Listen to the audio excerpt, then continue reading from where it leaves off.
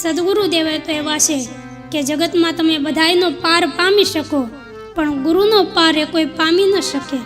જગતમાં બધાયનો પાર પામી શકાય, પણ ગુરુનો પાર એ કોઈ પામી ન શકે.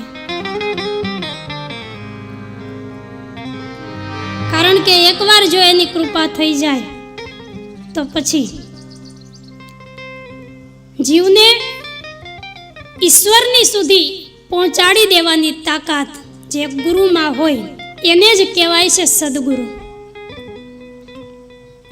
અને આ જગતમાં જીવ ગમે એટલો મહાન થઈ જાય પણ એને સદગુરુની જરૂર તો પડવાની જ છે.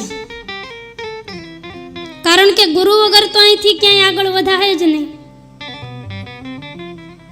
ભલે તમે કદાચ બધાય પુરાણ વાંચી લ્યો, વેદો વાંચી લ્યો, પણ જ્યાં સુધી જીવનમાં ગુરુની ધારણા નહીં થાય ત્યાં સુધી બધું નકામું છે.